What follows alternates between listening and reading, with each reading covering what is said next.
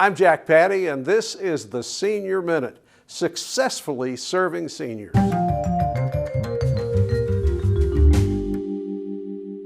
Welcome to another episode of the Senior Service Commission's The Senior Minute. My name is Martin Rivers, and today we have with us Captain Seth Lockard of the Community Paramedicine Program. Welcome, Thanks Captain for Lockard. having me. I guess just to start with, can you tell me a little bit about yourself? Yes, sir. I'm an 18-year veteran of the Lexington Fire Department, and been a great career thus far. I'm a paramedic trained, and since 2017, I've been working in our community paramedicine program. Very good. What is the paramedicine program? Sure. It is an alternative response model.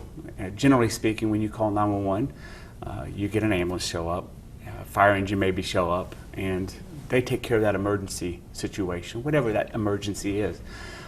We can show up after that fact, maybe a day or two or a week later, all depends on the scenario, and start engaging with you about why you're calling 911. We started in 2017 with a grant from the Assistance to Firefighters Grant Program, which is administered by the federal government. And our intention was looking at our high utilizers, people that are calling 911 for what you and I would think of as not really important reasons or not really emergent. It's an emergency to them, so we don't define what an emergency is, and an individual defines their own emergency. But these are people calling for maybe to get prescriptions refilled, where you would normally use your primary care doctor or maybe a specialist to go to.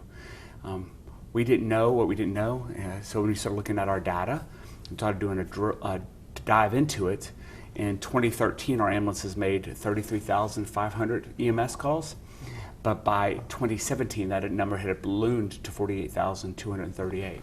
So we were growing between 8 and 10%. So the whole purpose of the program starting off was to start working with our high utilizers, individuals that are calling, and see if we can't navigate them to more appropriate healthcare choices, making sure that they had access to a primary care doctor, if they needed a specialist, like maybe a cardiologist, a pulmonologist, an endocrinologist, maybe help them connect the dots to get into those individuals. If they had a doctor but they weren't getting their medicines, what was the barrier? Did they not have transportation to the pharmacy? I don't think a lot of people realize there are pharmacies in Lexington that will deliver medicines to your home, which if you're a homebound individual, being able to get to the pharmacy to pick up your medicine is a barrier. Heck, our insurance companies, my insurance company mails my medicines to me every 3 months, so I don't even have to worry about leaving the home to get my medicine. And so there's some other solutions to reduce some of those barriers. We have evolved. As I said, we started in 2017, and there were two of us, me and a gentleman by the name of Patrick Branham. I had no idea what we were getting into, and in the summer of 2018, I met a professor of social work at the College of Social Work at University of Kentucky. And we were telling her what all we were doing, and she's like, it sounds like you're doing a lot of social work. You all should become a practicum site. So we actually became a practicum site, and you generally take a student or two every year in their master's program. So we've evolved since 2017 and 2018. We got a grant, and one of the things that we have evolved in doing is our team follows up on all the non-fatal overdoses that happen in Lexington. And so from that starting of 2018, we're now up to 12 people. Wow. Our team is comprised of 5 firefighter paramedics from the city of Lexington. There are 1 detective from the police officer, and the question often comes up is, why do you have a police officer? I'll come back to that. We have 2 social workers. We have 2 individuals that work as overdose outreach coordinators. We have a peer support specialist, that somebody has got lived experience. That can either be lived experience in behavioral health, mental health issues, or substance use. And we just hired a couple of months ago an LPCA that's going to be starting our crisis response team, that we're teaming him up with the police officer to take behavioral health calls. Back to the police officer. We have a police officer on the team because we end up meeting a lot of vulnerable individuals in our community. It could be anybody that's unhoused, experiencing homelessness, to individuals that are,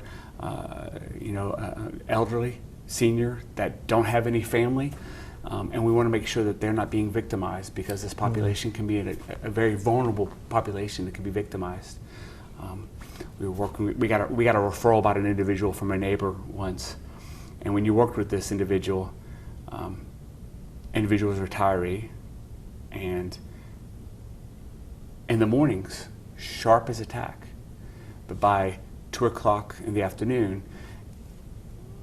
maybe some dementia were starting to show.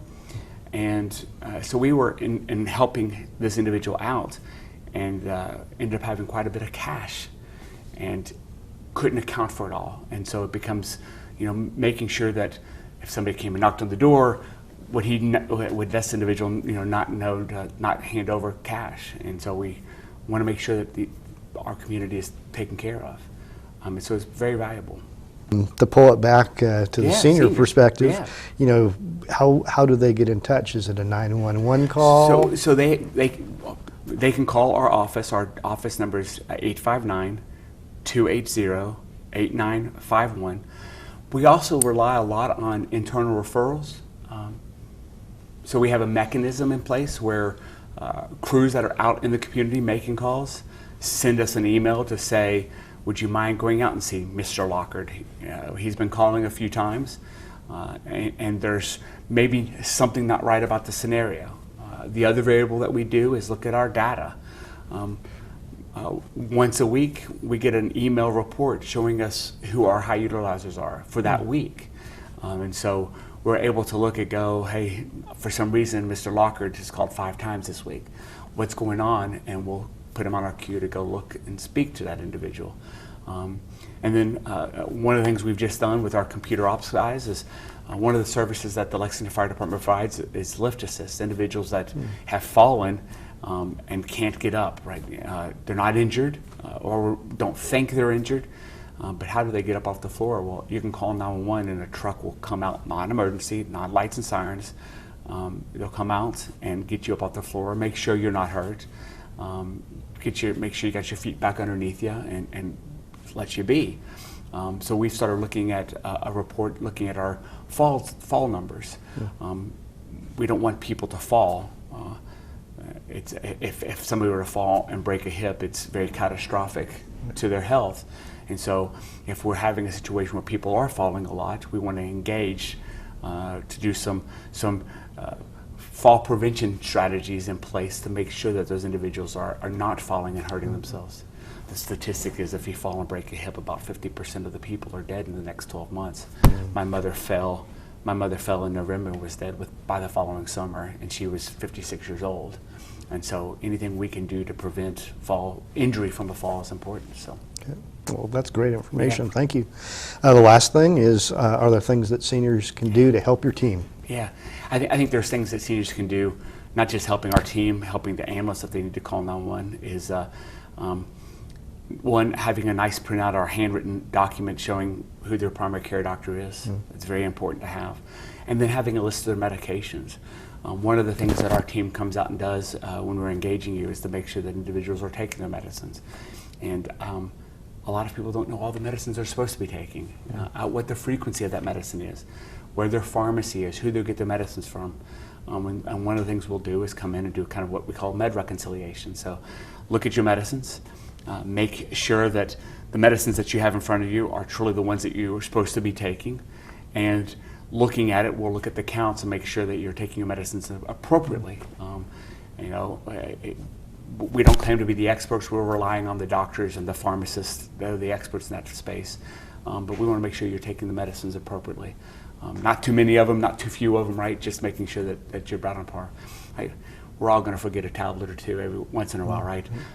That's not what we're looking for. We're looking for the fact that you haven't taken your medicine for 2 or 3 weeks, and that's becomes where it can become impactful to your overall health. So that's what we're looking at. Well, thank you. That's all sorts of great information for the seniors to be aware of. Thank you for joining us today, Captain Lockard. I appreciate it. Thanks, Mr. Rivers, for inviting us and letting us talk about this wonderful program for the community. Very good. Thank you for joining us for another episode of the Senior Minute.